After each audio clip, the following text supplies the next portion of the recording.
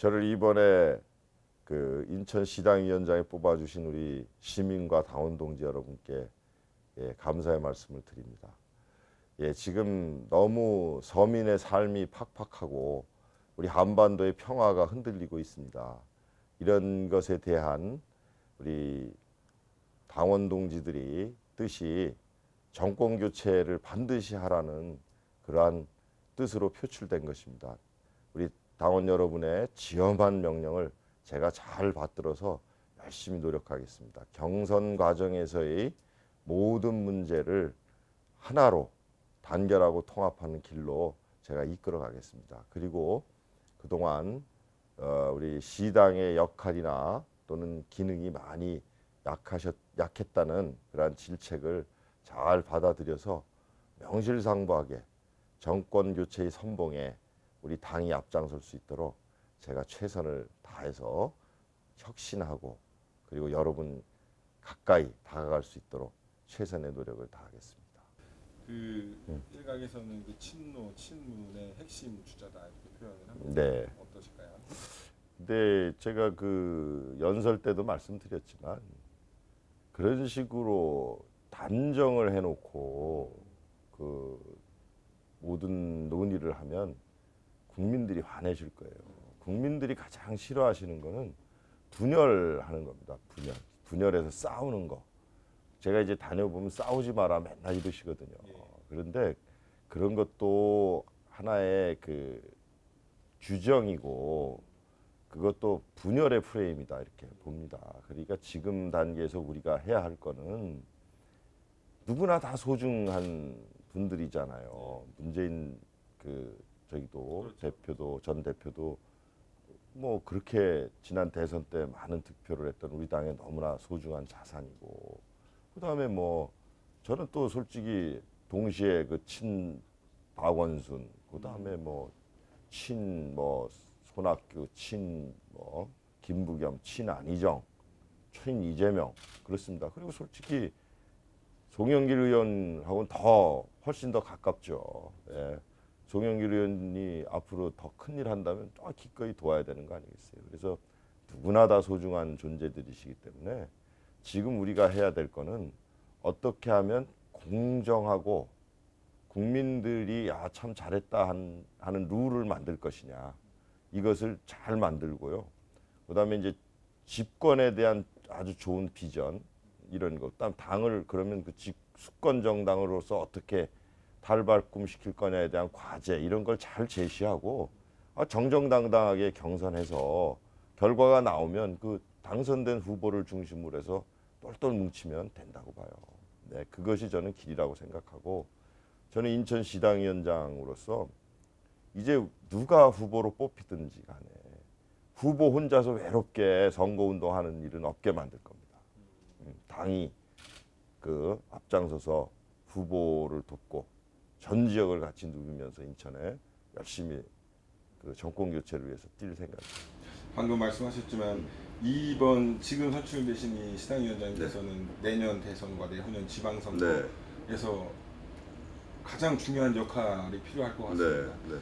거기서도 가장 많이 집중을 하셔야 될 것 같은데 어떤 좀 계획이 있으실까요? 그러니까 흔히들 지금 우리 이번에 경선을 치르는 과정에서 우리 당원들께서 그런 말씀을 많이 하셨어요. 시당의 역할과 존재가 좀 너무 미미하다. 그러니까 좀 한번 해봐라 이렇게 말씀을 하시는데 한번 제가 얼핏 이번에 이제 살펴보니까 우리 당 자체가 우선은 권리당원 숫자, 당비를 내시는 권리당원 숫자가 너무 적으세요. 지금 우리 인구 300만인 우리 인천에서 겨우 7,200명이 당원이세요. 권리당원이세요.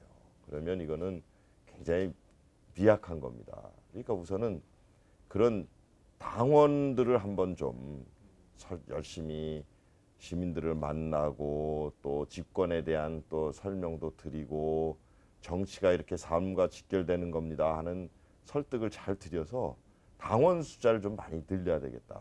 그리고 그거부터 좀 출발을 해야 될 것 같아요. 그리고 지금까지는 이제 무슨 시정에 대한 결정이 나오고 하면 해당 지역위원회나 뭐 이렇게 좀 단편적으로 대응을 했지만 시당 자체가 좀 정책 기능이나 이런 걸 좀 강화해서 아주 연구소 비슷한 그런 거를 설치를 해야 된다.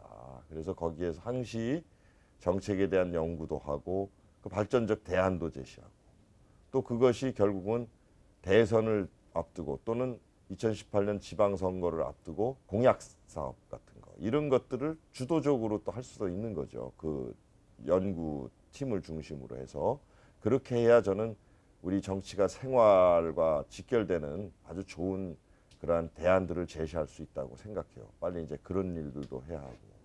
그다음에 이제 그 당원들이 들어오시고 또 이제 정치의 뜻이 있는 분들이 많으니까 이분들을 어떻게 관리하고 교육하고 해서 이제 잘 이끌고 갈 것이냐에 대한 그런 프로그램 같은 거 잘 만들어야 돼요. 또 구의원이나 뭐 이런 또 출마를 하시려고 하는 분들이 계시거든요. 이런 분들을 또 체계적으로 이제 안내하고 교육하고 육성하는 이런 것들도 잘 해봐야 될 것 같아요. 그리고 이 선거를 앞두고 막 공천 같은 것에 대한 잡음이 많은데 하여튼 공천 시스템 같은 것도 미리 한번 좀 연구를 해서 아주 공정하게 제가 그 인사수석 출신이니까 그 경험 같은 걸 살려서 한번 잘 해보도록 그렇게 하겠습니다. 그러면 이제 이런 조직, 네. 이런 권리당원의 확충 이런 걸 통해서 내년 대선에서 조금 더 이제 시당에서 네. 적극적인 역할로 네. 인천 시민들의 뭐 지지를 이끌어내겠다 이런 식으로 좀 네. 보면 될까요? 우선은 이 많은 분들이 또 이 생활 속에서 정치를 이야기할 수 있어야 돼요. 결국은 정치가 모든 결정을 하거든요. 최종적으로는 삶과 직결되는 문제들을. 근데 지금은 많은 분들이 정치는 내 생활하고 무관해라고 생각하시는 경향이 있어요.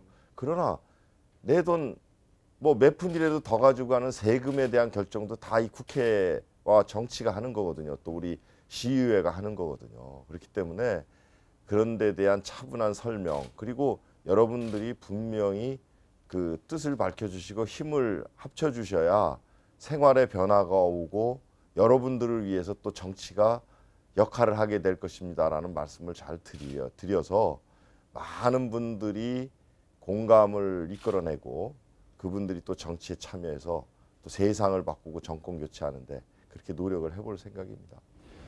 마지막으로 그 정치인 박남춘으로서의 개인적인 포부 그리고 20대 국회에서의 목표 좀 있으실까요? 예, 저는 지금 안전행정위원회를 5년 동안 하고 있어요.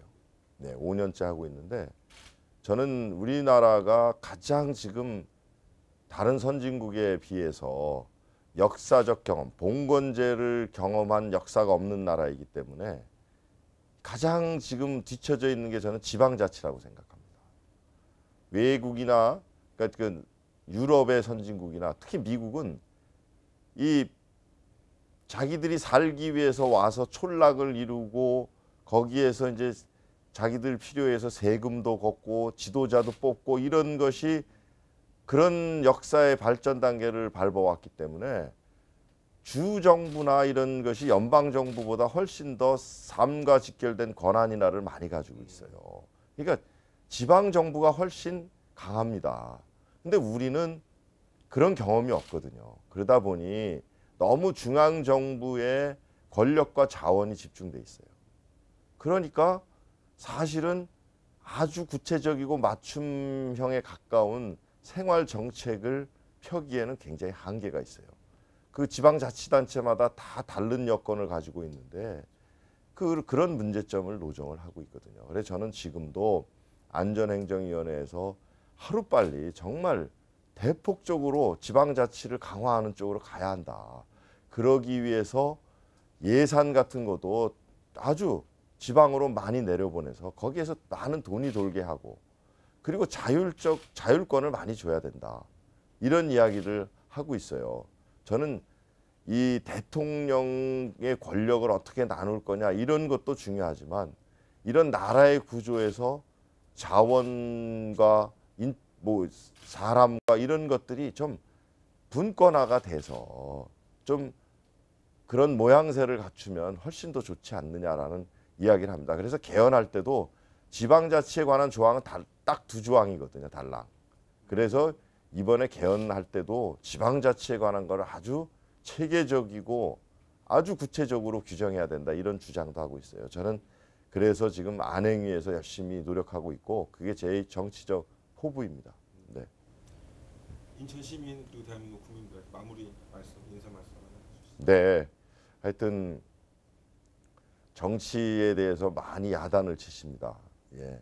그러나 결국은 모든 그 가치를 배분하고 또 자원을 배분하고 하는 게 정치의 역할입니다. 그래서 여러분들의 삶과 직결돼 있어요.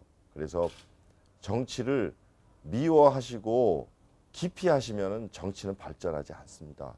관심을 가져주시고 야단쳐 주시고 또 거기에 대한 구체적 대안도 제시해 주고 이렇게 하셔야 됩니다. 그래서 투표에 참여하지 않으시는 국민은 자기의 권력을 포기하시는 거예요. 특히 우리 인천 지역이 투표율이 전국에서 가장 낮습니다. 네. 그렇기 때문에 저는 이 기회에 꼭 좀 부탁드려요. 자기의 권력을 포기하지 마십시오. 와서 선거를 통해서 회초리를 드셔야 정치가 바뀝니다. 저는 간곡히 우리 주인이신 우리 시민과 국민들께 그런 부탁을 드립니다.